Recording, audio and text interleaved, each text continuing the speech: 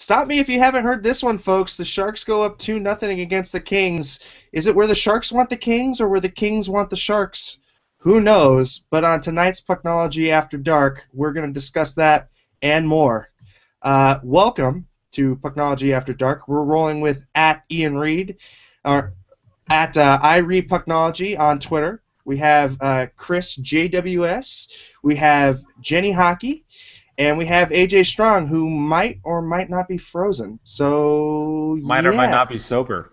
Oh, yeah, well, that's, we must be this drunk to enter Pucknology.net or Pucknology After Dark, whichever. Well, Ian, what do you think of the game tonight? I liked the game. The game was good. I thought that the Sharks played a good game. I thought that they probably got a little reckless in the third period. I know I tweeted out how they probably were playing with fire a little bit, and sure enough, Lecavalier scored. So I think that that's something they're going to have to look at going forward, because this is a team you can't throw a bunch of rope to. They'll hang you with it. We've seen it before. So, but other than that, I mean, it was a solid game for the Sharks. Solid outing by Jones. Yeah. Chris, what are your initial thoughts on the game, and then we'll get the tweet action going here. Go ahead and. I think first two periods were great. They definitely let their foot off the gas quite a bit in the third period. And like Ian said, with this team, this is not a typical team. 2-goal lead is not safe. Most teams it is. This team is not. Maybe think about that. And we have joining us for the first time as a guest spot and Kings fan, we have Jenny Hockey at Sporting Agenda. She's really awesome. She's a very cool Kings fan. Jenny, how are you doing tonight? Hi. Thank you for having me. You guys are awesome. I love you guys, so thank you. I'm a very sad Kings fan right now, so you should. I'm not as drunk as AJ right now. But... Well, if you want to be part of the show, please use the hashtag Pucknology After Dark. You can send your questions at Eric Landy, at Irie Pucknology, at Chris JWS, and at Sporting Agenda. If you guys want to get any questions on the air, we'll be glad to talk about them and kind of break down a little bit. And you can also use the chat in YouTube as well. We just ask if you want to use or want to get your questions on the air, please use the hashtag in the chat as well, so I know what questions to read on. Yeah, apparently I'm not with the cast tonight. It's all good. At AJ Strong. I mean, how could we forget AJ? Yeah, right. John Turturro doesn't know how to forget me. Goddammit. Well, so it's a little interesting because tonight's game was a little bit of a role reversal. The Kings outshot the Sharks and outchanced the Sharks, yet the goaltender stood on his head and really kept them in this. Guys, I mean, two different kind of styles of game as far as shots and shot differential, but the Sharks come out on top for both. What are your guys' initial reactions on the 2-0 series lead? Hey, I'm just happy the fucking referees were about 10 times better than they were on Thursday. At least they didn't fucking steal any goals from us tonight. No whistles are acting involved. This is true.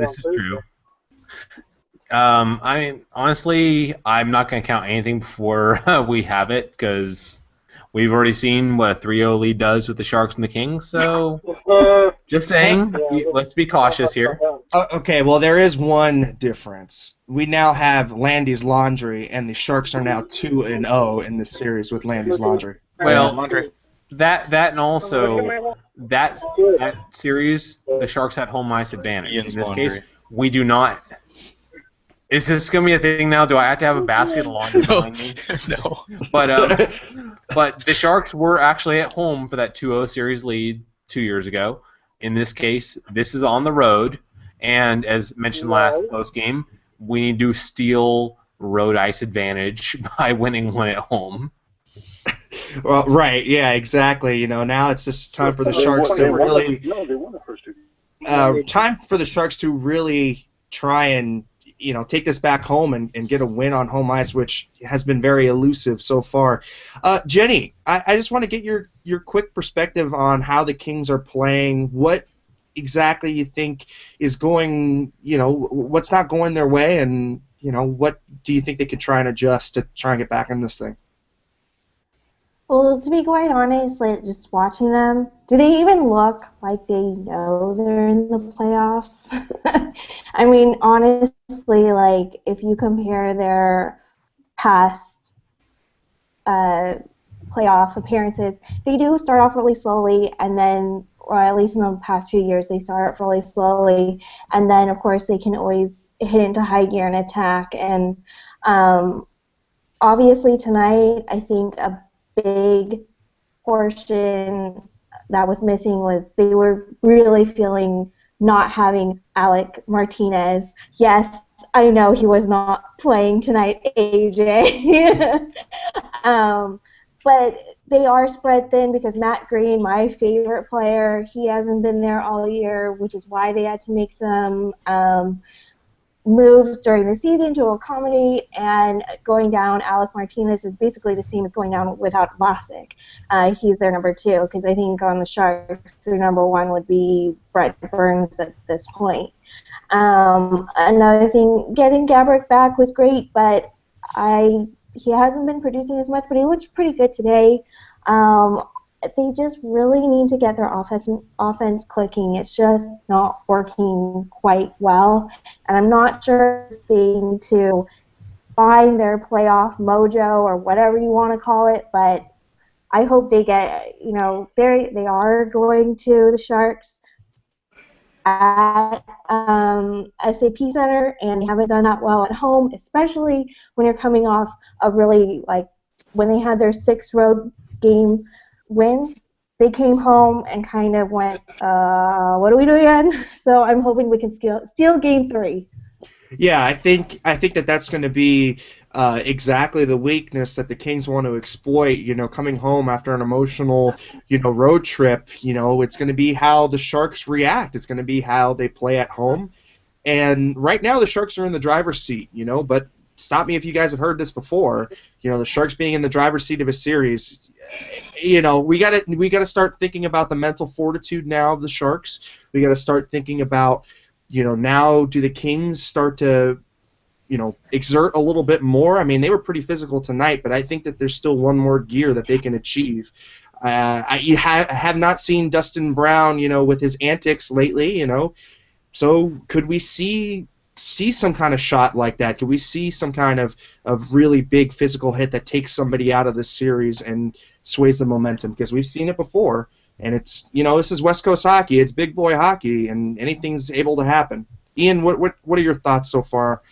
Just kind of where the Kings are at, what the Sharks are doing, what the Kings aren't doing. I just think they're too thin on D. Let's hear from the guy who picked LA in 7. Go ahead. Okay. Well, I think that I think the Kings are a little thin on D right now with obviously missing Martinez is huge.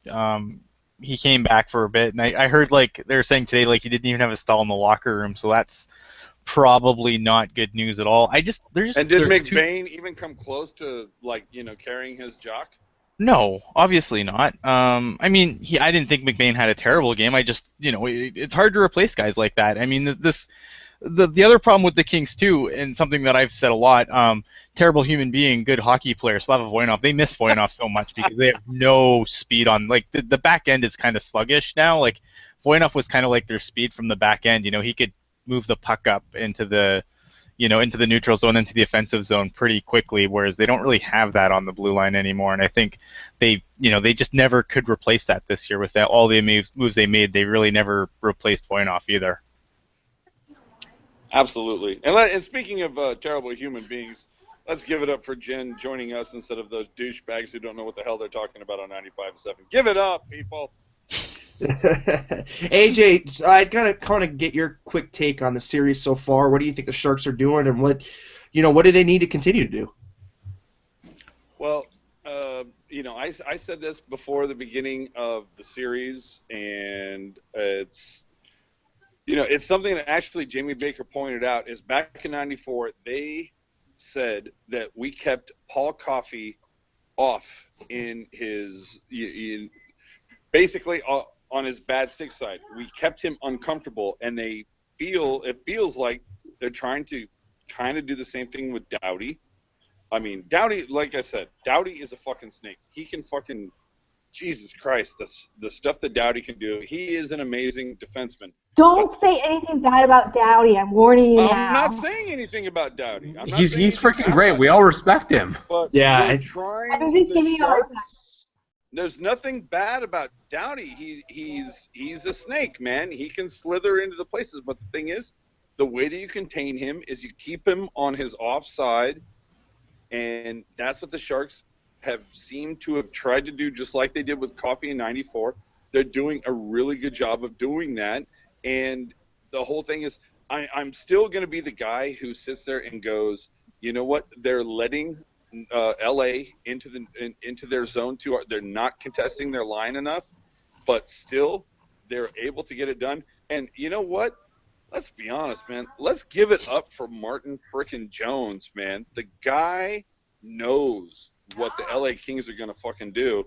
And Jones is just like, yeah, I got you. I mean, this might go down, like we all talked about how great of an acquisition, Sturm and Ward and guy, but to get for Thornton, the acquisition of Jones might be the best acquisition that Wilson has ever made. Yeah, I think he looked great tonight. No, I think that it was kind of a heady move to pick up a goaltender that was still in the division, a goaltender that Dean Lombardi did not want any of the Pacific Division teams getting. You know, he shipped him way out east to Boston, which probably in hindsight wasn't the greatest move because Boston and the Sharks have a history of making moves together. But you know what? I mean, that first-round pick and Sean Corrale going the other way to Boston, looking at it now, is not a high price to pay for a goaltender who, let's hope he becomes an upper echelon. But that's what you say, though. You ask anybody is going to look at that trade as overpaid. But now that they're 2 more games away from getting to the next round, a lot of people are going to go, you know what, Wilson, he pulled it off. That was a good move. Quickly, if we have any new viewers, please subscribe below. There is a little subscribe button, I believe, on the right-hand side. That helps us out and, just kind of spreads the word a little bit, We love having everybody's questions on the air, so come on, send us some questions. We'd love to get to them. Quickly going now back to the game. Let's just kind of run down the stats a little bit. Kings have 27 shots on goal. Sharks have 23 shots on goal. Faceoffs were very skewed to the Kings' end this game, which we saw the reverse the last game. But the Kings had 60% of the faceoff wins. Sharks had 40%. And really some key faceoffs for the Kings that really drove the possession in the Sharks' end. That second period where it looked like the Kings were driving and gaining some momentum, they were winning faceoff after faceoff after faceoff. Kind of running down a little bit more. Yeah, but you know what, Eric? Go ahead, we saw that in the first game. We saw that in the first game. We saw it tonight. And that is definitely the thing that the Sharks need to work on is they need to work on the key face-offs. Like, okay, getting the face-off center ice or somewhere between the lines, that's great. You really, really need to take those face-offs when it's in your zone and you're on the PK, or it's in their zone and you're on the power play. I mean, and Chris, you know how much Chris loves all the analytics. The thing is, you can look at it and say, oh my God, the Sharks are kicking ass in the face-off circle, but certain face-offs matter more than other ones, and that's my biggest complaint. The Sharks really need to own that circle when it's in their zone on the PK or in their zone on the power play. But we've got a question coming in from the chat, and I'll shoot this one over to Jenny. Oh, nobody cares about that, man. Jenny, what's your take on Quick right now? What's he looking like? Do you think he's looking stable in net, or do you think he's moving a little erratically? The question is, what's the take on Quick? LA King, a little thin on the deep play. CBC was talking that Quick was looking a little erratic in the crease, or are they just making a comparison versus Martin Jones? What's your thoughts on Quick so far? I think he's still pretty stable, but there's definitely been times when he's been pulled out. And then you see Drew Doughty, who really should get a Vezina at some point in his career because he has stepped in a number of times and played goalie. As good as Quick is, you can't be everywhere all the time, and sometimes when you let that rebound go. Tonight, I think there were a couple where he was pulled out. It wasn't Doughty. I want to say it was like Gadary or somebody else who was there. Doughty wasn't on the ice for some reason. But I think he's still very good. I don't think I'm wearing my Conn Smythe Jonathan Quick shirt right now, but he's not that he's not that Jonathan Quick in these two games, but I have total faith in him. He's been very solid. I mean, you're talking about you guys have been talking about the shots of the Sharks have had, and Quick has been able to stop the majority of them. He's been really solid, but I wish I could see a little more, a little oomph to him. That's all. I think she's right. The problem hasn't been the goaltending or even the Kings' defense. I think both have been really good. Like, the Kings' offense has been what's been laying them down more than anything, and part of that is due to Martin Jones doing an excellent job. Agreed. And I think that right now, I'm just afraid that Jonathan Quick's going to get into that beast mode where, he's down and out, and then all of a sudden he just pulls out the extra gear. Ian, what's your take on the goalies so far? I think that Jonathan Quick, has he been, Jonathan Quick, playoff Jonathan Quick yet? No. But he hasn't been terrible. I mean, this isn't like game 1 and 2 last time around where he was just getting blown out by 6-7 goals or something ridiculous like that. Like, all these games have been super close, and I don't really pin this on Jonathan Quick at all. He's just he's doing fine. He's overplaying stuff. His defense core in front of him isn't great, but I mean, it's still doing its job. And you're not getting a lot of clean shots, but the one thing with Jonathan Quick is that if you can get him a little angry, then you can kind of get him off his game, and you can get him to kind of try and overplay pucks to try and get a little blocker action on somebody. So I don't think he's playing badly. I just think that he's played better. I think a big thing right now is they aren't counting on him being off his game, because in those at least 2 of the first 3 games last series, he was off his game. Like, right now, they're outplaying the Kings mano-a-mano. They're outplaying them. Jenny, did you want to say? Jenny, if you want to agree or disagree on that point. Oh, okay. Well, I mean, I think now. Okay, go ahead, AJ. That's the room. Let's talk about back to you, Andy. Yeah, I think AJ's connection's kind of cutting out, just in and out a little bit. What I was going to say was I feel like he's still got that extra gear that we haven't seen yet. Jonathan Quick is much more of a reflex type goalie, but a very good reflex type goalie.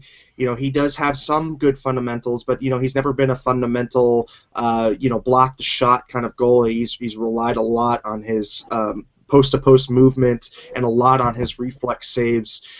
Right now, I think he's doing okay. I don't think that he's doing the Herculean effort we saw in the last 4 games of the 2014 series. I don't think he's at that mode yet, but it wouldn't.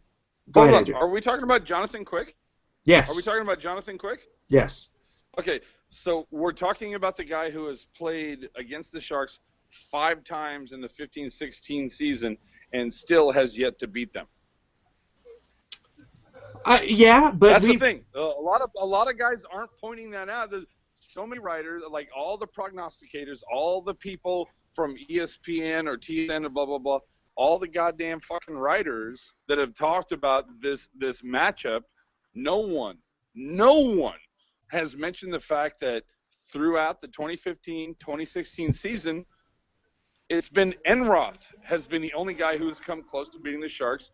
They faced Quick 3 times. during the regular season. They beat him 3 times. They faced him twice in the postseason. They beat him twice in the postseason. By all means, stay with Quick. I beg you, LA. Stay with him.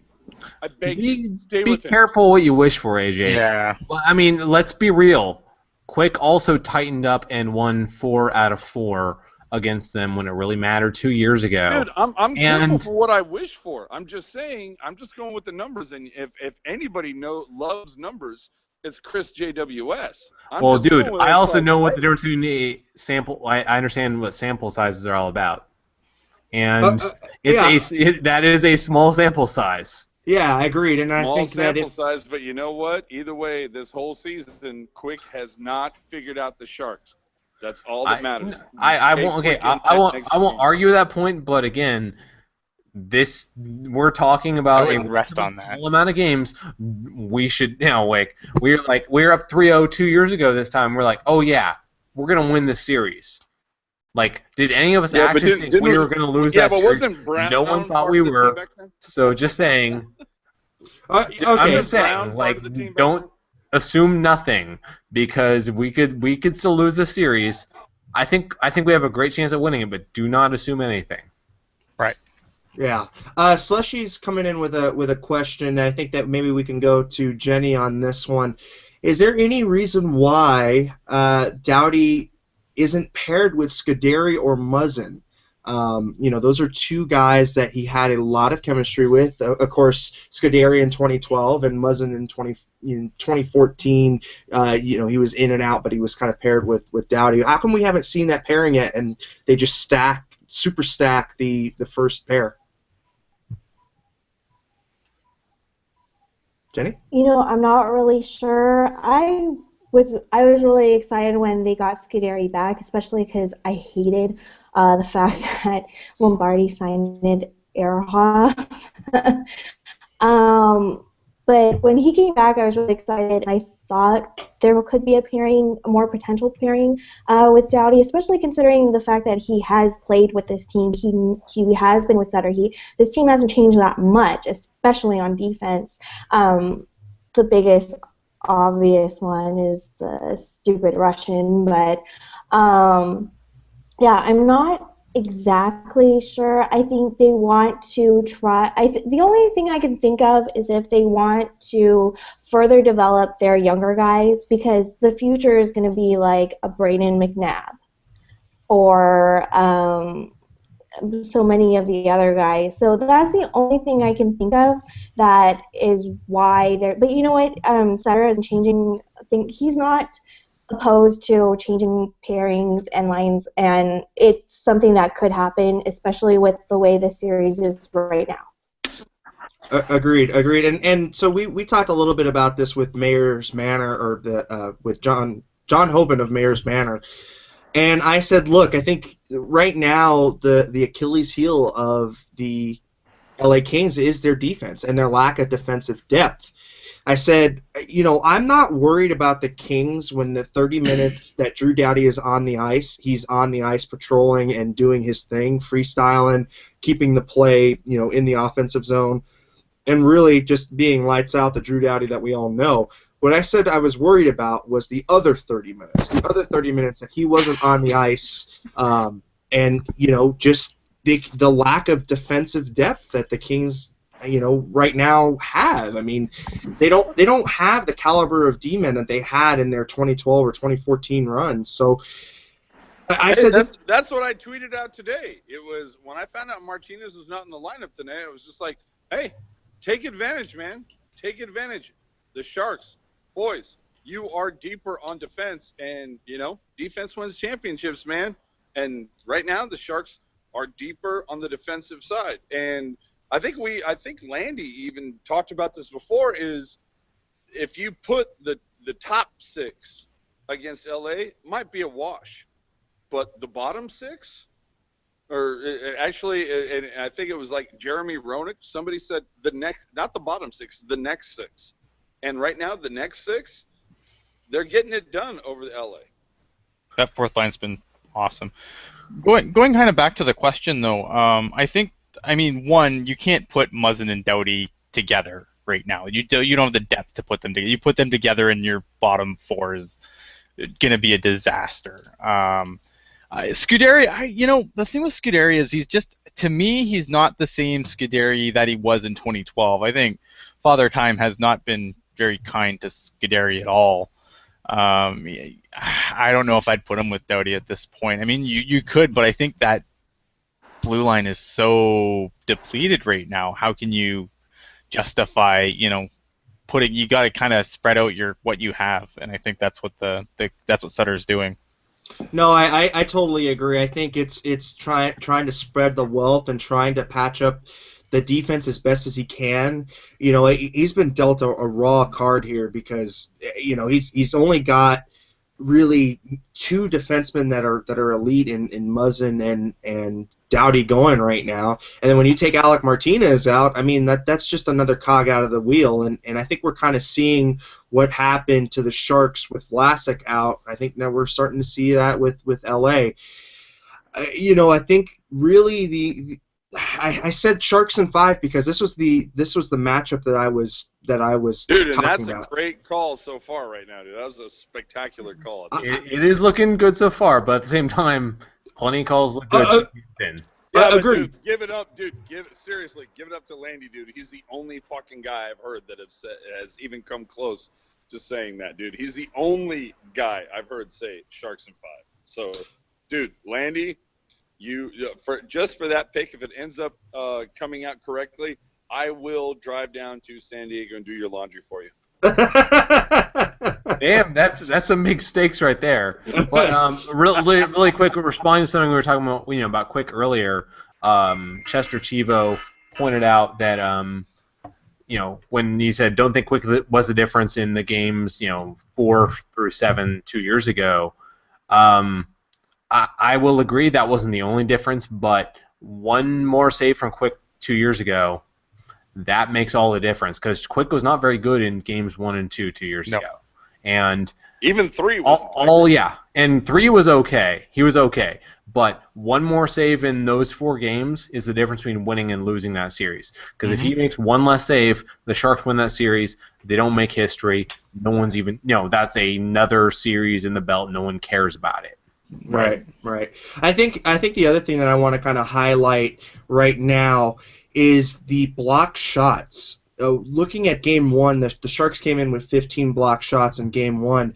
Tonight, believe it or not, the Sharks, let me pull this up here because I got to get this number right. The Sharks had 28 block shots tonight. So they are winning the block shot counter by quite a bit. Sharks had 15 and the Kings had 10.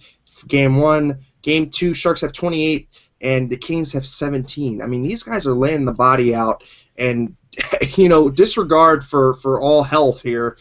And I think we're starting to see the Sharks really buy into this defensive system that Peter DeBoer set up. And, it was a little touch and go in the third period, but they've been able to hold out the lead. And that's something that we really haven't seen from a Sharks team in a long time. And I think that's also why this series has a little bit of a different flavor. That's one of the things I'm going to say. Win or lose in the series, I think you have a hard time critiquing the Sharks team for saying they're committed or not. I've heard plenty of people say, they didn't try hard. And that's one of the things I've fought probably for 3 straight months now, and Ian's been on my side for the most part, is that I think even in the bad losses, this Sharks team since January has tried hard. Last time I think I said they didn't try hard at all was Winnipeg on January 2nd, and since then I think they fought every game. I'd be curious to hear Jenny's perspective on this. She watches the Sharks as an outsider because we all have our own teal-tinted glasses. Yeah, Jenny, what are your thoughts on the block shots in this series and just the defensive systems of both teams? Like you said, I mean, it's been a great game, defensive-wise, and for me, watching the Sharks, I think if you're gonna rank Jones as the greatest acquisition that Wilson has made, I would say the second one for this, at least this year, has been Paul Martin. Because after getting Brent Burns, you have not been able to find a defensive partner. And I have said this so many times that, for every offensive defenseman, you need someone, like for every Rob Blake, you need a Matthias Nordstrom. I'm not saying that that is exactly what's going on here, but you needed someone to be able to stabilize Burns, because I feel, especially last season, like a lot of the times there were goals, you hear Burns was out of position. Burns was out of position. And he does great things on offense, but when you don't have him playing the way that the coach wants him or that he's expected, and he doesn't have the right defensive partner, you just get this total disaster, which I think was part of last season. And this season, the Sharks have been so much better, and I would say the biggest influence has been Martin. And I feel like, I'm not saying you guys, but I feel like there are other people who definitely underappreciate the influence and the effect that Martin has had in order for Burns to have the season that he's had this year. Yeah, I mean, He's completely correct. That is something that we've been banging the drum here quite a bit. Paul Martin may be old, and might be on the back half of his career, but he is maybe a little long. Maybe a little long, but he has been the Burns whisperer, and he's taught Burns the value of defensive play. I think Game 1, Burns was going to the ice, on all fours way too much. He was giving up some really juicy chances when he should have stayed on his skates. Tonight it seemed like he was a little bit more defensively aware, a little bit more defensively responsible, and was able to lock it down a lot better than Game 1. So, whether that's Paul Martin's influence or whether or not that's just Peter DeBoer telling him, hey, you got to be on your skates. You can't influence a play if you're off your skates. I think that's something that we'll be looking at quite a bit. Yeah, but Paul Martin has been really he's the guy that makes everybody fall into place. Because if you don't have Paul Martin, then that means you're having Brendan Dillon somewhere in your top 4, and Brendan Dillon is not a top 4 D-man. And it's less about Brendan Dillon as much as having someone who can be the yin to Burns' yang. Burns is a unique player, and when he has the right partner, he can be Burns. But Vlasic has been an okay partner for Burns at times, but Martin seems to have that veteran presence and the right skill set to really let Burns do what Burns does best, like be that wild man and bail him out when he needs to. And occasionally Burns will still burn you. Funny pun. But that's been a big thing this season. Like early we saw it, and the last 3 months we've seen it a lot. Like he's balanced Burns out really well. Yeah, and I mean you look at the time on ice distributions tonight. I mean Burnsy was coming in at 24 minutes. Bronny had 19 minutes. Polak 15 minutes. Marc-Edouard Vlasic 22 minutes, Martin at 19:44, so almost 20 minutes, and Dillon at 15 minutes. I mean that's a really good distribution. We go over to the Kings side of the equation. Doughty logging 29 minutes, Muzzin with 23 minutes. You've got McBain 16 minutes, Schenn not great tonight 14 minutes, Scuderi 17 minutes, and McNabb at 19 minutes. So. I think if we're going to look at this thing going 7, I mean, I hope it doesn't, but if it does go to 7, I think you got to start circling these time on ice distributions and wondering when Doughty's going to lose some gas here, because he can't be logging 30 minutes. I see Jenny shaking her head. I mean, I know he's Hercules, and I know that he can. He's of the same mold as Ryan Suter. That those guys can just eat minutes like nothing. I mean, we've seen Ryan Suter go almost 40 minutes a game. When you're playing your number 1 defenseman like that, I cringe, because that's just more time that he could get out there and be injured. That's more time that he's got to really exert himself. So you know what? I think, like we were saying, the Paul Martin really fits that jigsaw puzzle and makes it all work and makes it all kind of blend together. And you don't see a Shark going over 24 minutes, which is very important for the longevity of a series. Ian, did you have something that you wanted to add? Because I saw you kind of. No, I was just gonna say that if Luke Shen was on the ice, or Luke Shen, or no, Luke Shen, right? If he was on the ice during the 5-on-3, then he would have stopped Couture. Low blow. Man. I know. All right, let's talk a little bit about special teams tonight because they were of the paramount. I think that's what gave the Sharks the win on the first game and the win this game as well. Sharks go 1 for 5 on the power play. Of course, they score on the 5-on-3 with Logan Couture's rebounded goal going in, and he shoots it into the empty net. Kings go 1 for 5 on their power play tonight. Vinny Lecavalier, the ageless wonder, gets the goal. And I think right now you could say that the special teams are evening each other out. But, it's whether I think the Sharks PK's got to ratchet up just a little bit if they want to win the special teams wars. I think right now they're barely winning it, but I think that PK's got to tighten up just a little bit, and I think they're taking some dumb penalties. Ian, do you have anything on the on special teams? Special teams are fine, really. They played with fire a little too much in the third period. They got burned, but all in all, I mean, the power play looks good. They're moving the puck around, and they're not like. I didn't see. I know there was a little bit on Twitter early on about overpassing. I didn't see it. I mean, Thornton's getting basically mugged by 2 guys. Why wouldn't he look for the open man when he's already getting mugged by 2 people? It's been fine. I mean, the calls this whole playoffs have been really weird. Like, they just a lot of ticky-tacky and just silly stuff so far.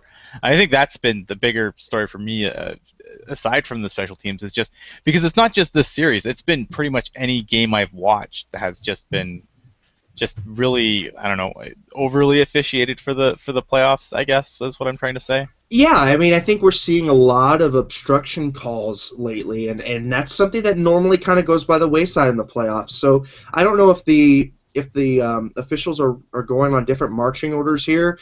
Basically the NHL saying, hey, look, if you got a scoring chance and somebody, does an obstruction, whether it be a slash or a hold or a clutch in the stick or whatever, you got to call it. So it's just interesting because, I mean, 7 power plays in the first game. In the second game, 10 power plays handed out. I mean, I don't know. That's just a little high for me in a playoff game. Jenny, do you have any thoughts on the officiating and just the overall special teams? Well, when you broke it down like that, and it's like, the Kings' only scorer was Vinny Lecavalier, and you know what the Kings have at their disposal. I mean, who do you think is winning that battle?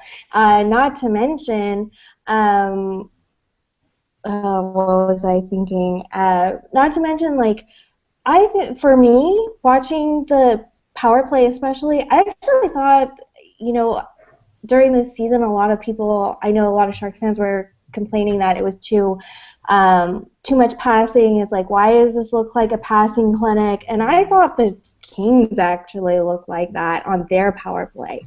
So to me, just visually giving them the eye test, to me, it was like a total reversal. I thought the Sharks looked much better on theirs, and that things were clicking a lot better for them. And I thought for the Kings, it just wasn't quite working. They were passing it around just a little too much, not trying to really go for it, really, especially at the end.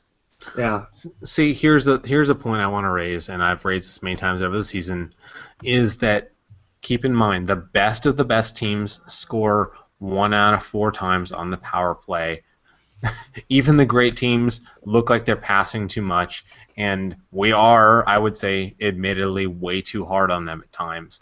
We say, oh, they pass too much, because the good teams, even the good teams, they pass a lot because they're only going to score 1 out of 4 times. Yeah, I mean, it's like baseball, right? I mean, some of the greatest teams in baseball, have a 60% winning percentage. That means 40% of the time they don't win. And I think the same thing can be said with the power play. A 20 to 25% power play is stellar. That's still, 1 out of 5 or 1 out of 4, and those are elite, and those are the best of the best. But I think for me, at least, what's been so surprising is the amount of volume of penalties that we're getting. Like I said before, 10 in this game and then 7 in the last game. That is just I can't believe it. It's just so many penalties that we don't normally see in the playoffs. Oh, here's the thing: is I've been actually looking this up the last couple of days. Is the penalties, as much as we want to say they go down in the playoffs, the numbers actually say they don't. They're actually about the same and a little higher.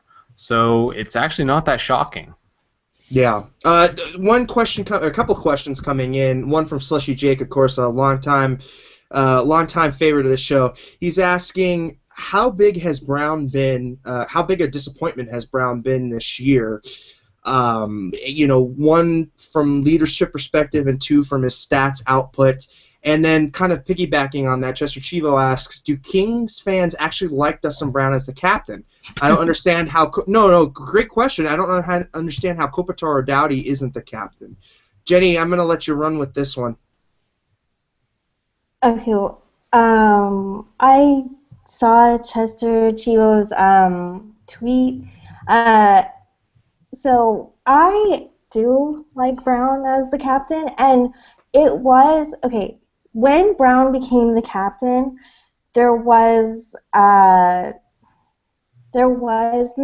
lot of these players that we have now. So unless they were going to change leadership structure, then I don't see why Brown wouldn't be captain. And it's not really about, I'm sure from a Sharks point of view, Brown is not your favorite player, but I think from the locker room, he's a guy who's a quiet leader. He can talk to the guys, and he seems to really be able to bring them together. He has been on the team like the longest at this point. He has a great amount of respect that he generates from the players, and I think he's been really great. I think until you're going to look at a complete restructuring of leadership, hopefully, no offense, in the way that the Sharks did, I'm really hoping that this won't be something that will be an issue for the Kings. I'm sure if he were asked to step down, he would not have a problem. He doesn't have, in my opinion, on a more personal level, I don't think he has like a huge ego. I think he would respect that decision, especially because he knows he's a role player. He's not the star of the team. Kopitar does have the A, so he could be the next captain of the Kings. You never know. In terms of Brown's play during this year, yeah, it has been disappointing, but he's getting a little older, and the way that he plays, the style of his play, you got to expect that. I mean, he's not going to be able to do what he did, even as far as like 4 years ago, maybe.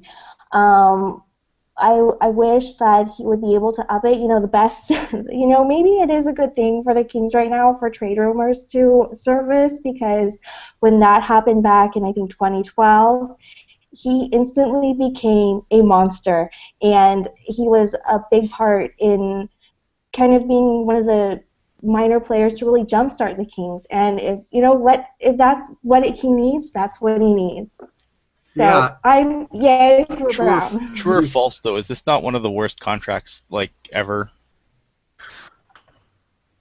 I would agree with that, but at the same time, he was a big part of winning them that first cup. And I know, but that's what they're paying. 7-5 until 2022. That is insanity. Okay, and we sit here complaining about no trade clauses. Just saying. Okay, Jenny, go ahead. Sorry, Jenny. Well, it can't be. Well, I don't know about. It can't be the worst contract ever. I mean, look at Brizgalov, right? The Flyers are on the hook for $1.3 million every year till 2027, I think, for him not to ever, step in Philadelphia, basically. Right. But, I mean, you know what? I think they were trying to honor the fact that he is a homegrown talent. He is someone that went through their system. He has been through a lot for this team. Like, he came at a time when the Kings were, they would make you vomit in your mouth. Like, they were awful. So I think maybe that has a part to do with why they gave him the length and the amount. But I would not be. It's not impossible to get out of the trade no move stuff, especially for a player like Brown. I think if push comes to shove, I know especially if you ever watch Hockey Wives. I know it's only in Canada, but you can get it on YouTube. But his wife, like, big time wants to stay, and she kind of scares me, so I would not want to disappoint her either. I know she wants to stay in LA, so hopefully he will stay in LA because he's scared as shit of her as I am. Let's put it this way, okay? If the Sharks somehow won the Cup this year, I don't think it happens right now. I'm kind of with Ian on I don't think they're ready. But if the Sharks win the Cup this year and they give Marleau a 5-year extension for a bunch of money, and let's say he played a big part in that, would anyone really be that angry? Yes. Well, I mean, I think... Of course I would. Well, I'm saying in the sense of, like, you know what? It's like, yeah, not a good business move, but would you really be that angry if he played a big role in game? Like, let's just say he goes on fire, they win the Cup. Would anyone really be that upset? Like, you know what? Reward him. It burns us long term, but you know what? Give him his due, right? Yeah, I mean, okay. And So how many other Sharks did you say that about? I think Jumbo, right? Well, Jumbo would be the only other one that you could really. I mean, but Jumbo's earned. In my opinion, he's earned a contract extension already. I would sign him for another 2 or 3 years at the rate he's playing right now today. But let's quickly kind of wrap up the Dustin Brown kind of story arc here. I think the reason why he got a big deal was, he was a homegrown fan. I think, or homegrown player, excuse me, and I think. He did mean a lot, and he was kind of one of those sentimental players that Dean Lombardi really liked and really wanted to keep the core of his team together with. I think, it's hard to say whether or not it's an overpayment now, because at the time that was seen as a contract that was pretty good value at the very beginning. It kind of dropped off pretty quickly. I look at him like I look at Mike Richards. The style of play is just all go all the time. And when you play like that for the extended period that you've played, I mean, of course the body's going to break down. I mean, look at Ryan Kessler. I mean, and the way that he's played. And now, I mean, the kind of player that he is now versus the kind of player he was. So is it smart to give those kinds of players the long contracts? Probably not. But would he have gone somewhere else before signing that contract? I think it was a very big possibility. I think Dean Lombardi didn't want to see him go. So I can understand at that time why they signed him. But yeah, right now this contract's not looking great.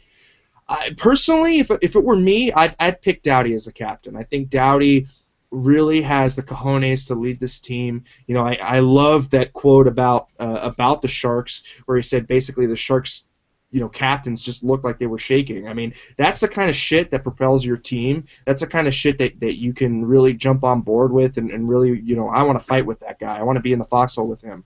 I wish the Sharks had a captain like that. We got Joe Pavelski who is an emotional leader, I think, and he's better than Marleau or Jumbo in that respect about being vocal.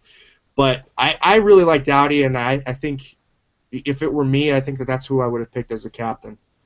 So it's funny you say that, because I think both the mayor that we had on last episode and a few other people had said it basically lined up a laundry list of why Doughty would never be a assistant, alternate, whatever you want to call the A, sure, but would never be the captain for this team.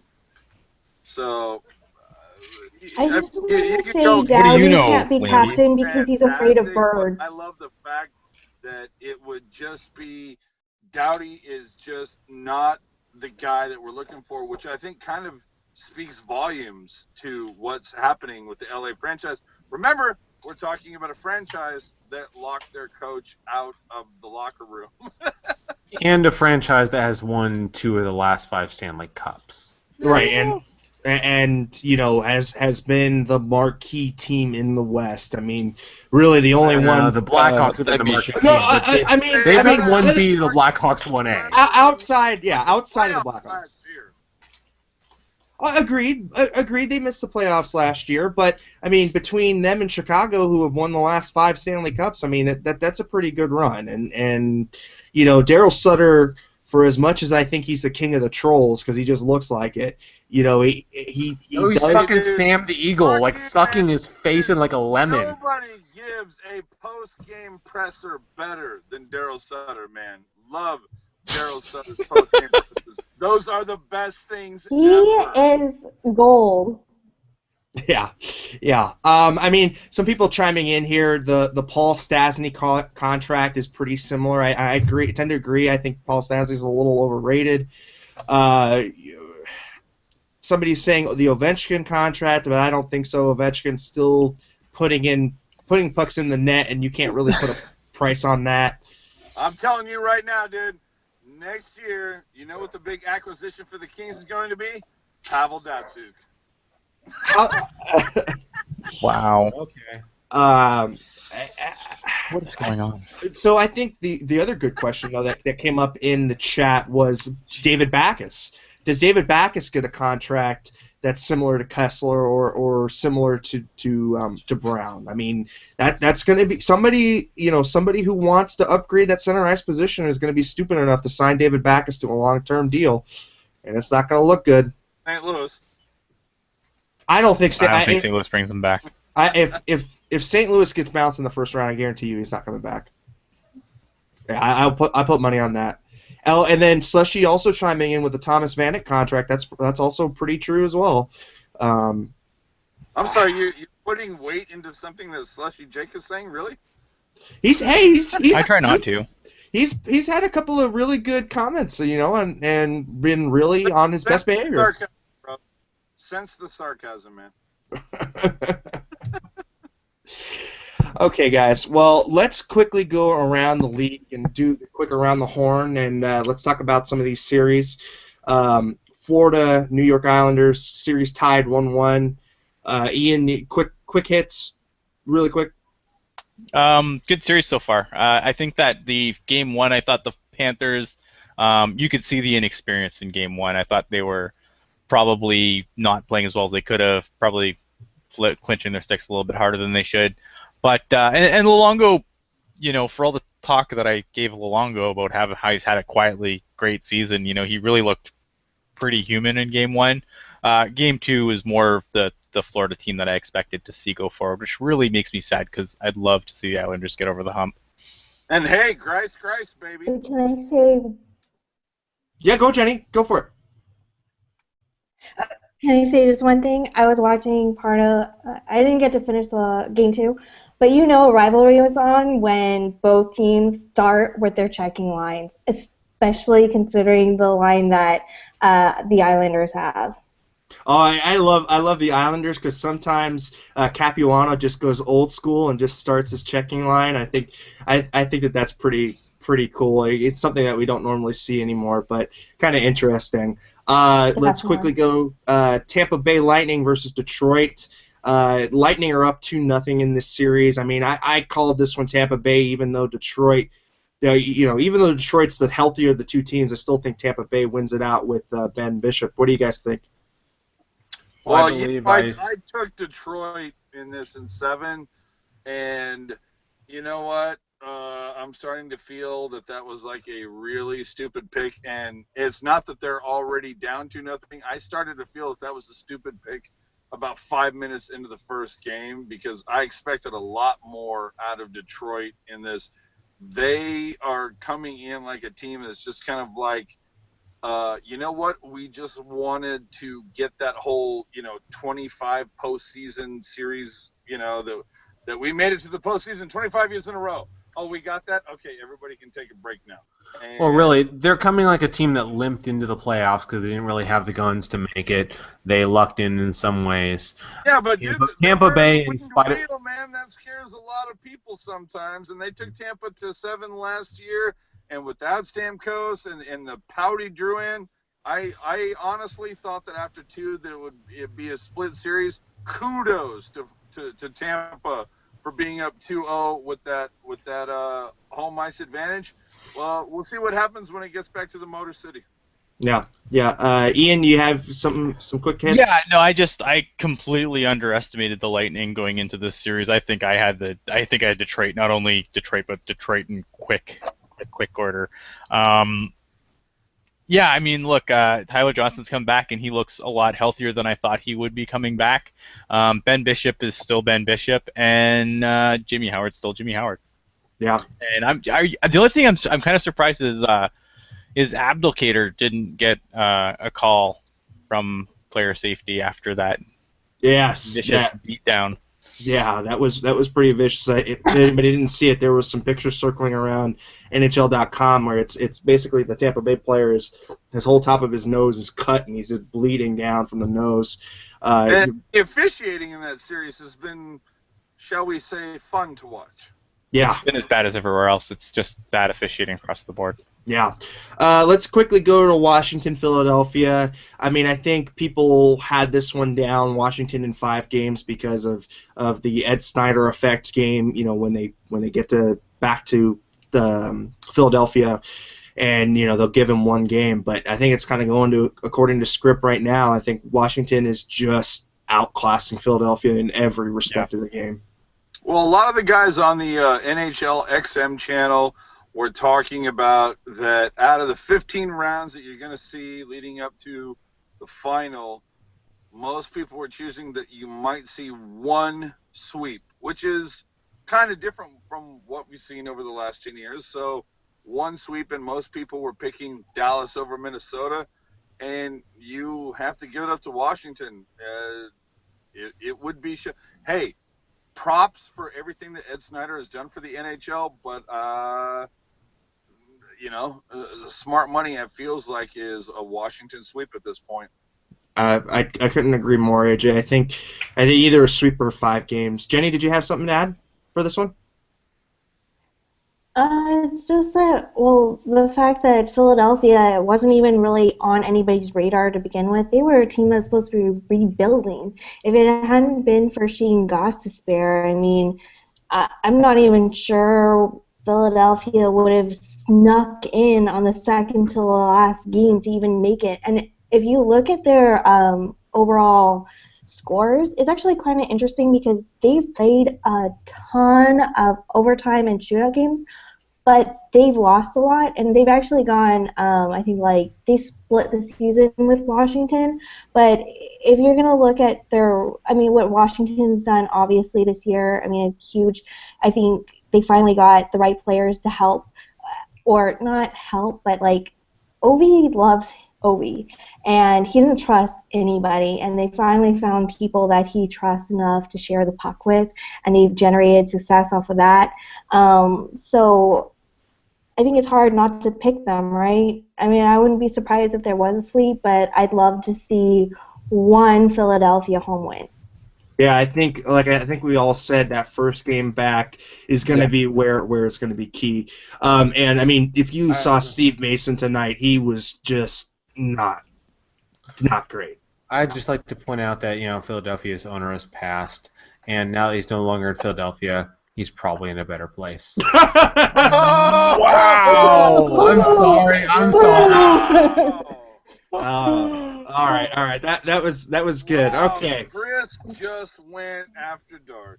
Wow. Yeah, I don't really have much to add here. I think that the Capitals are by far the better team in this series, and it's not going to last very long. Yeah. Okay. Let's go to Chris is the real Broad Street bully. Let's go to probably the most interesting matchup in the Eastern Conference, the Pittsburgh versus New York Rangers, for me at least. The series is tied 1-1, and I didn't think that New York would be able to muster a win here, but you know what? They eked one out, and I don't know. Evgeny Malkin was back game 2, and they didn't win it. So were they messing with some good chemistry there, or is it just that New York is just clawing for life here? Well, also, Pittsburgh has a huge hole at goaltender. They don't have, well, Flurry turns into, he goes into full-on dirt mode. But then they have, who's their backup? And then he got Matt Murray. injured. Matt Murray. Yeah, Matt Murray. And then he's out with a concussion, right? So they have Jeff Zatkoff sitting. So, I mean, there's a huge disparity between your third string and then your backup is going to be your fourth string. I'm not even sure if something happens that they then will have to suit up their goaltending coach. And on the other side is going to be who I like to call Hanky Panky because he's gorgeous. Oh, You're not going to hear that a lot on this show, but well, if you like gorgeous goaltenders, you should see the prospect that the Sharks just picked up. He's like freaking Zoolander. oh, he's that model guy who wore that weird. Yeah, he has a nice face, but then I was not like that. What Brody should have really warned people that what he was going to wear because I was not prepared, and it kind of eked me out a little. Yeah, and I'm a girl, right? He's like the Derek Zoolander of hockey players. Yeah, honestly. exactly. Hashtags teal steel. I love it, Ian. I love it. Blue steel. Teal steel. Oh, all right, let's go to Dallas versus Minnesota. I call this one a sweep. I think Eric Puck Guy is quietly crying into his mug.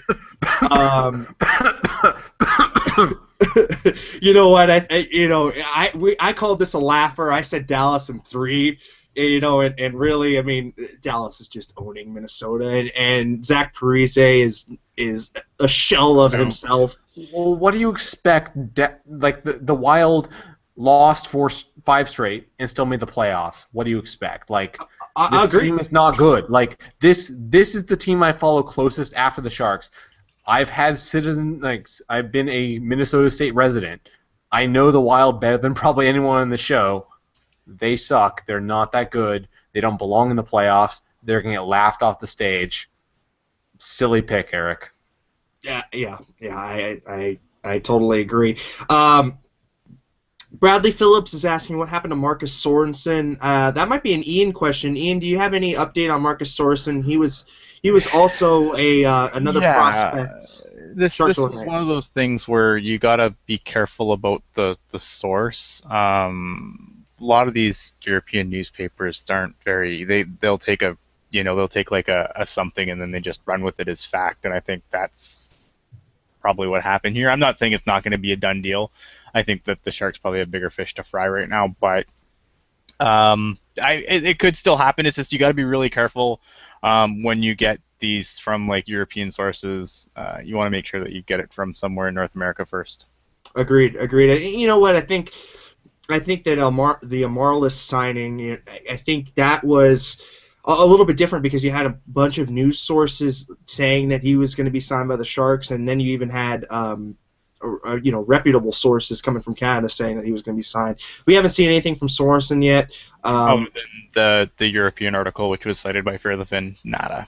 Yeah, exactly. So it's still, it's an international deal, so those kind of are a little different. I mean, the way that the timelines go are a little bit different than your normal, CHL or U.S. signings, college signings are a little bit different because those are all posted everywhere. Let's go into probably the next most meaty series besides the Sharks and Kings. St. Louis versus Chicago. That series is tied 1-1. I picked the Blues in 7. I think still going to 7 games, and I think the Blues looked better in Game 2, but they lost it. But I still think this is going the distance, guys. What do you guys think? I think you're right. The Blues look better in Game 2. They honestly were lucky to win Game 1. I agree with you. It's going to go 7 because this is a really evenly matched series. But for me, until you beat the champ, I'm not going to believe. Like the Blackhawks have earned the benefit of the doubt in this one. Until they lose, I won't believe in someone else. So I still say Blackhawks in 7. Ian? Yeah, I still like the Blackhawks in this series. I think that Elliott's been really good, and they've played. It's been a good series to watch. But I just feel like that they're going to go back to United Center now, and I just don't like the Blues this year. I don't see what everyone else sees in the Blues. I know I got a lot of grief when people were talking about talking about the Blues Hawk series, and but I don't see what anyone else sees in the Blues. I don't see it. They're really good, but they're like the Chargers of the NHL. There you go, Gen X. I just mentioned football. There you go. You know what? I totally agree, guys. I think the bounces didn't go with the Blues. It's you know what? The parallels between the Sharks and the Blues are just so scary when you look at them. I think the Sharks maybe have had a little bit more success in the playoffs, but it's like the Kings are, the Sharks, or the Kings to the Sharks are like Chicago to the Blues. It's just, that's why it's so interesting series, and like I said, I think it's going a distance, and I think the Blues eke it out. Jenny, did you want to add anything before we head on to Anaheim? No? No, I totally agree with your analogy. It's spot on. I still kind of give the Blackhawks an edge. The only thing I've heard that Crawford is suffering from vertigo, so if that gets bad, then that'll definitely be a factor, and it will definitely be in the Blues' favor. That's the only thing. Yeah, I agree, and We saw it to Jonas Hiller. Yeah, exactly. Okay, let's go to our other brethren in SoCal. Let's talk about Anaheim and Nashville. Predators take Game 1, which, in their own style. I mean, they do this to everybody. They stymie them defensively, and they have just enough offense to beat Anaheim. That's why I said this one's going to 7, because these two teams are very similar in makeup, and Anaheim is suffering some key injuries right now. I think, I think Preds in 7, but that's me. What do you guys think? I think the Preds did what the Preds do best in that game. Like, I watched it, and props on them. I think they can win this series, but I think, to me, like, it looked more like they were holding on for the win than they were in control for the win, and that's why I still like the Ducks to win this series. Maybe in 7, but I still think in 6. But the Preds, I mean, I feel like it's probably going to be the Ducks, but I do not say there's no chance for the Preds. I think they do have the makeup to do it. Just, can they get the breaks, and can they play the great games? Ian? I think that the Ducks, I still like the Ducks. I mean, Perron played last game. He's just going to continue to get his timing back from here. He's been a huge part of their resurgence. When things turn around, it was like right after they got him from the Penguins, so I think that only helps them. And I agree with Chris. I thought that Nashville was, just hanging on for dear life there at the end. I still like the Ducks in this series. Z Choppa City. There you go. You're subscribed now. Jenny, I think this is also, you're pretty close to the situation here with Anaheim. Just like me, I'm in SoCal as well. I'm in SoCal, but I kind of follow all of the California teams. What's your thoughts on Anaheim and Predators? What do you think is going to go, and how long do you think the series is going to go on for? Well, actually, I'm in NorCal, but I picked up my love for the Kings while I was in college, so that's my SoCal connection. I still think that the Ducks will probably win, I would say, in 5 or 6. I'm not surprised that Nashville has won a game. Definitely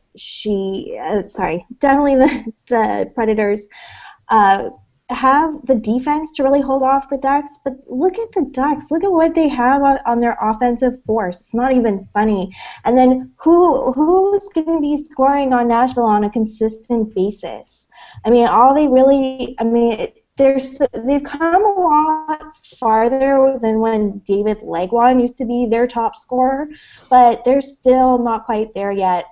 Obviously, they had the depth to trade Jones for Johansson, and I think that's been working for them. But I don't buy into them quite yet. I think that they will be I think they'd be a juicier pick maybe a year or 2 from now. Okay. Yeah, I can agree. I think really what my fuel for this pick was because of how much energy had to be exerted by the Ducks to get back into the playoff race. They had to be the best team after the All-Star break to make it and win the division. And we've seen this movie play out before. Getting bounced by Detroit in 7 after they had a horrific start and coming back. So, that's why I picked Nashville, because I think that they can expose the Ducks' lack of energy, or perceived lack of energy there. And I think finally, we're gonna kind of talk about this LA Kings versus San Jose Sharks series and where you guys think it's gonna go and what are your picks. So, Chris, why don't you lead us off? Well, I'll be the first to say this is far from over. We know this better than any fan base. The Kings came back from 3-0. They can still come back from 2-0. Strap in, Sharks fans. It wouldn't surprise me at this point if it is a 5-game series and the Sharks win, like you said, Landy. But this team can come back. They can fight back. The Kings are not they are not dead until that carcass is completely cold. Yeah, they need to have two or three shots when they're in the ground. Pop, pop, pop. Just to cap them in the head a few extra times just to be sure. It's got to be like that. You remember the movie Casino?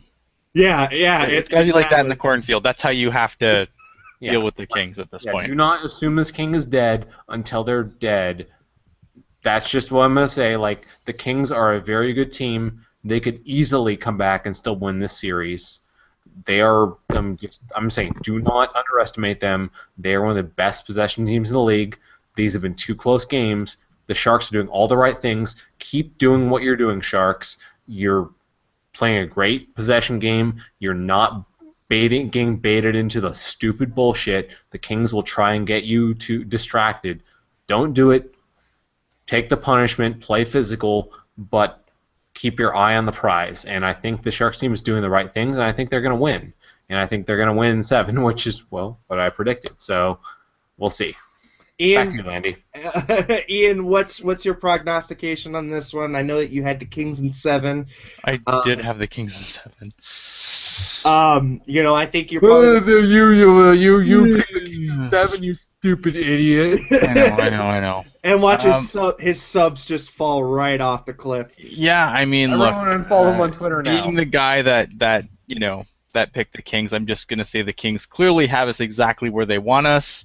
The Sharks have to keep playing like they're playing, but they can't take their foot off the gas. They can't start the game like they played the third today. And look, you have to give the Kings credit, because as Chris said, they're a good possession team. They're a good team in general. They've won 2 Stanley Cups in the last 5 years. So, I know when they kind of put the pedal on the gas, sometimes they're just going to put the pedal on the gas and the Sharks are going to have to respond to it. The Sharks, you can't expect the Sharks just to control every minute of every game in this series. It's just not going to happen. Yeah. Jay Clark says #unfollowed. Okay, Jenny, I'm gonna go ahead and let you rock here, and then we'll kind of wrap it up. We'll let you also pimp out what you're working on right now, and let's hear your predictions for the rest of the series. You guys are still on the. We're done, AJ. We're getting done anyway. Well, first, remind me to never let Chris lure me out to a crop field, because apparently wow. being a Kings fan will end very badly for me. And second, Ian, how are you shit just got real. The Habs and then you pick the Kings? What the heck? Well, I try to be. I try to be I tried to be objective with my picks. I tried not to just look at everything through teal-tinted glasses, and No, I like the fact that we all jumped over what she just said about Chris. That was hardcore. No, you missed the first part where I was responding to what he said. That was freaky, it man. wasn't random. That was like dramatic squirrel shit right there. Started it. And as for the Habs, there was no Sharks. That was who my family cheered for, so that's who I cheered for. And then I became my own dog. How's my own dog? No, that's cool. I was just like, wow, you lived in Habs country, and then you're like, I like the Sharks. Well, I was like 11, But, and I didn't know how time zones worked, and it was a shark biting a hockey stick. I mean, how cool is that when you're 11? All right. It is awesome. Jenny, so where do you think this thing ends up, and what's your pick? From the beginning, I always thought it was going to be Kings in 7. I will say, because a lot of people have brought up it was 3-0. What the Kings had then and what they don't have now is Mike Richards. It's not so much like what he wasn't doing on the ice, but he played on that Philadelphia team. He brought that. He didn't wear the A, but he brought that leadership, and I think, to me, in my opinion, he was a big part in being able to lead the team and turn that series around. They don't have him now. They have Jeff Carter, but I don't see him as a real leader and being able to turn the team around. But I'm hoping that the Kings will get these next 2 home games or away games, and everything will be working out for me. Yeah. No, the Kings are definitely the Kings are missing a lot of pieces that they did not have that they had 2 years ago that they do not have now. Yeah, but I think Yes. they also, they don't have Stoll either. No Justin Williams, so you're screwed in Game 7. Yeah, I missed Tony. Williams, Voynov. Yeah. Mitchell. Mitchell. I think Voynov is the big minus here, that they're missing right now. AJ, what is your pick, and where do you think this is going? I said it on Wednesday. I said Sharks in 7. It would not surprise me to see LA tie this up over the next 2 games, but it wouldn't surprise me to see the Sharks sweep, because that's so Sharks. So I'm still staying with Sharks in 7, and hey, if they can get it done in 4, more power to you, bro. Especially if Anaheim and Nashville goes their length. You know what I mean? Yeah, agreed. All right, so I think it's been pretty well documented, but I picked Sharks in 5. I will say Sharks in 5 on one caveat, and that caveat is if they continue to play this system. If they continue to play the speed game and really expose that LA Kings defense and expose the weaknesses that they have there, I think that the Sharks could really do this in 5 games. Hey, Landy, can I ask you a favor? Sure. When the Sharks do take care of this in 5 next Friday, could you give me the winning lottery numbers for that following night on Saturday? Yeah, I'll pick the numbers for you. Okay. But look, I think Jenny's got this all set up. I think that the Sharks drop the first game at home. It would not surprise me if they did. And I think the Sharks come back, win Game 2 at home, and then win Game 5 in LA. I think that's how this is going to set up. I think the Kings are going to take the split at SAP. So, with that being said, I'm going to turn it over to Jenny one more time. Jenny, I want you to go ahead and pimp out whatever you're working on these days, your Twitter handle. And I'm at Sporting Agenda, and that's JEN. And then Adam Ortiz wants me to give you a shout out, so shout out to Adam. I write for the AOSN, which is the All Out Sports Network, and I have playoff previews for the Pacific and the Metropolitan, but those are kind of old at this point. Obviously, you don't need a preview, but I will be doing exit pieces as both the Pacific Division and the Metropolitan Divisions exit the playoffs. So you can catch me there. Thank you. You're quite welcome, and thank you for joining us. All right, from everybody, from everybody here at Pucknology After Dark, we thank you for tuning in. Please check out pucknology.net for all of your Sharks info on the playoffs. We also have the Teal Tinted Glasses crew in the family at pucknology.net. Listen to their latest episode, I believe from last Wednesday. and you can hear Ian picking the Kings in 7 on that particular episode. I will not. If the Sharks win in 5, I will not let him live that down. Oh, my bracket's gonna get destroyed. I think already. It's my bracket was already gonna get destroyed by probably Tampa Bay anyway. So. We're taking this thing off air. Thank you again, and please subscribe. It helps us out. Have a good night, all, and see you next game.